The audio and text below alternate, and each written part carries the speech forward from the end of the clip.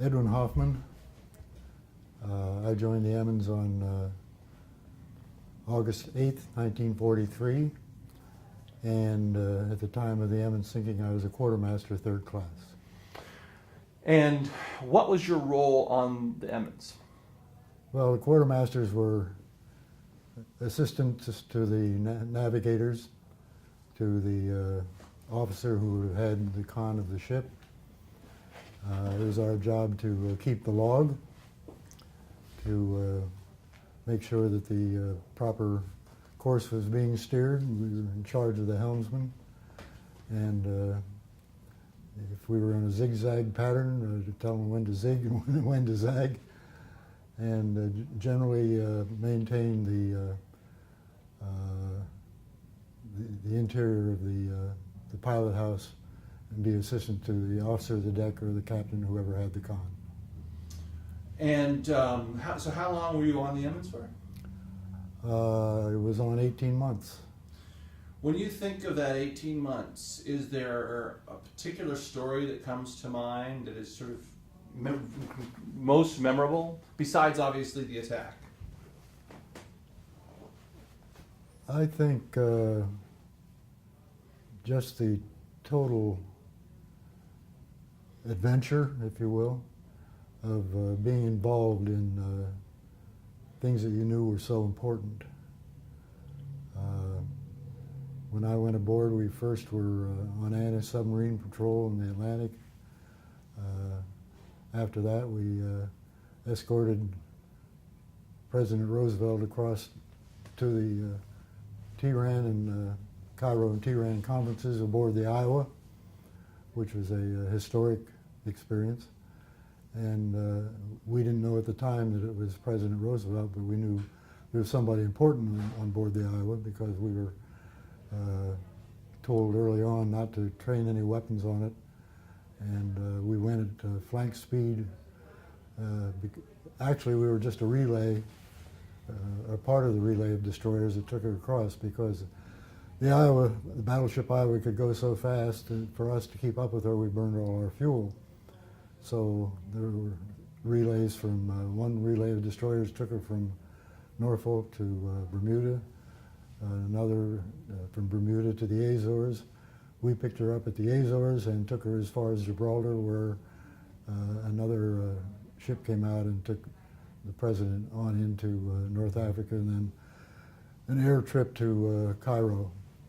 You knew this was something important, it was adventurous, and then aside from that, we came back to the States, and got prepared. We didn't know it at the time, but we were getting prepared for the invasion of Normandy, and were chosen to be in the front row for the bombardment of the beach at Normandy at Fox Green, Omaha Beach, and were credited with being the first ship to fire 15 minutes before H hour on June 6, 1944.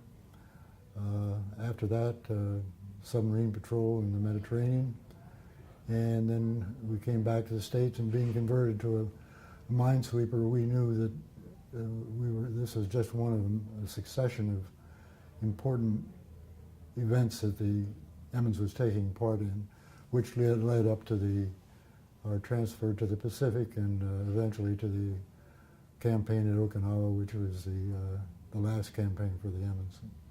Tell me about Normandy. Tell me about your personal experience there, what you saw, and you know, it's been a lot written about it, but it was a pretty difficult day, I would imagine. Yeah, it was, and we certainly had a grandstand seat for it.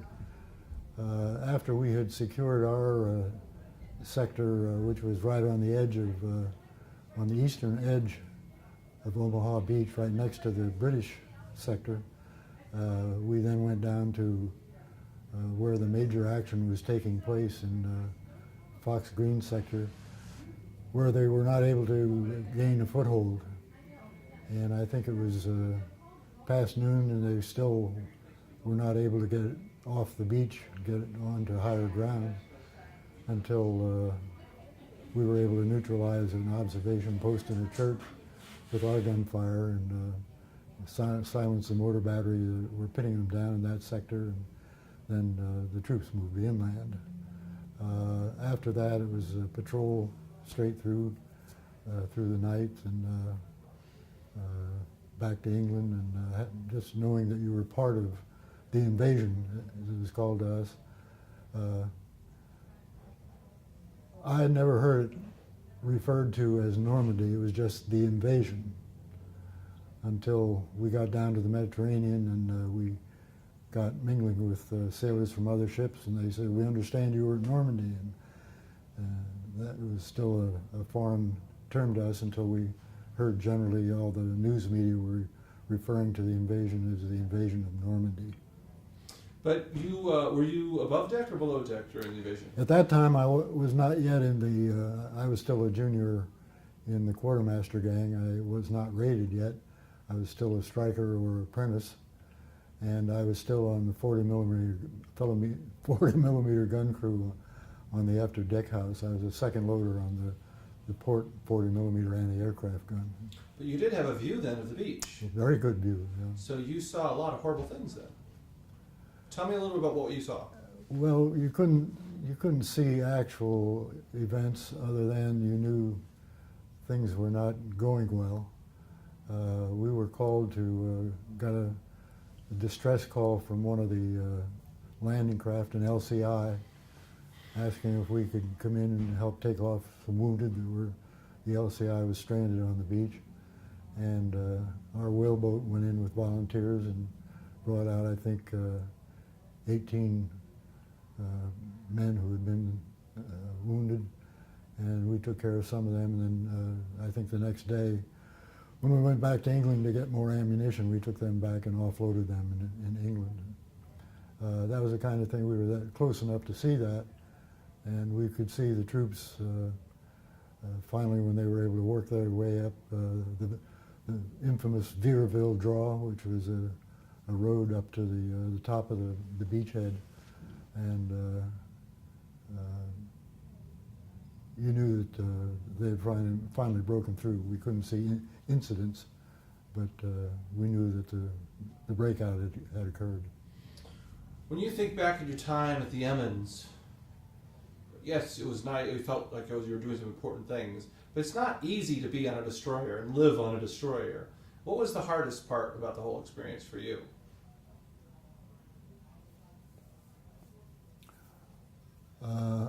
I think doing your job in rough weather. We didn't have any place to go, not like the more modern destroyers where you could go from stern to forecastle inside. For us to move topside, we had to go up on top of the deck house, and you didn't have much to hang on to. You had to learn to balance yourself and make out with difficult weather. And after of course, I was standing my regular watches on the bridge, and in the pilot house, you just knew where to reach to get a handhold, or where to keep your feet so you weren't going to slide in the water that might be sloshing through. And if the weather got really rough, it was very difficult to stand your watch, do your job, and stay upright. Any guys ever fall overboard? Not on our ship. One of our, as a matter of fact, our sister ship, the Macomb, going through Cape Hatteras in a bad storm, lost her executive officer overboard. And our gunnery officer transferred them to take his place. And someone else moved up into his spot. Next man up came in. So, another, obviously, the day. Tell me about the day when the Emmons was attacked. And what were you doing at that day, and what happened? We went to general quarters as soon as the attack started, as soon as they came on the radar. And we were advised, and it wasn't long after that until the Rodman took a couple of hits from kamikazes. We went to help the Rodman to give her assistance, and she waved us off to indicate that she could take care of herself and make out, even though she had been damaged very, very severely and there had been some loss of life. we were at general quarters, of course, and by that time, my general quarters station, I had been moved up to the bridge for general quarters, and I was on the engine order telegraph, which signaled the speed to the engine room on the command of the officer deck, or general quarters, the captain who would have been on the con, and just stay in control. I was also his talker. I had phones on that I was in communication with the engine rooms if any verbal communication was necessary, but I just had to listen and respond to his commands to change speed or reduce speed, and also to answer any questions that might come from the engine room or to convey any verbal instructions. And so the officer's deck, the captain got a direct hit. Yes, he did. So tell me about the course of the day and what happened what happened, and then at that point when you didn't have direct orders, what did you do? So what happened? How did Kamikaze hit the bridge, or tell me what happened? Well, the first were 2 hits in the fantail, and we found out the chief quartermaster was on the wheel, on the helm, right next to me, and he reported that he didn't have steerage way, that the rudders were not responding to the helm, and I got the command for all engines stopped. I gave that signal, and when we found out we didn't have steerage way, the captain ordered to shift control to after steering, which would have put us on manual steering of hand crank of the motors that controlled the rudders. Except when we shifted control to after steering, we didn't know that by that time after steering wasn't there. It had been too badly damaged in the first 2 hits. Then within 2 minutes, the battle was continuing, of course, and our anti-aircraft fire was trying to fend off the kamikazes that were ganging up on us, and next thing I knew, I found myself on my hands and knees on the deck, and I can't remember hearing explosions or anything, except I knew I was in the flames and had to get out of there, and which fortunately I was able to do. And that explosion was a kamikaze hitting the bridge and killing the captain? No, it was one kamikaze hit on the port side.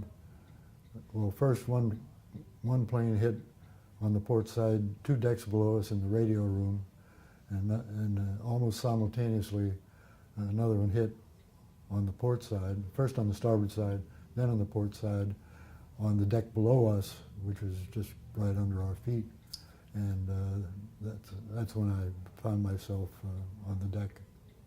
And then did you jump in the water? I made my way out of I had to get out of the flames, and I made my way out onto the wing of the bridge on the port side. And when I stepped out of the pilot house, I found out that my leg had been smashed, my ankle, and I hopped around to the after part of the bridge, and because I couldn't go down the inside ladders, they were just a chimney of flame. And there's another ladder that went down the mast, a vertical metal ladder, compared to steps inside. And the crew was coming down from the main battery director, and I asked Mr. Griffin, who was the last one after he got his men out, to go down the ladder on the mast, and asked him if he would help me down because I couldn't use my one leg.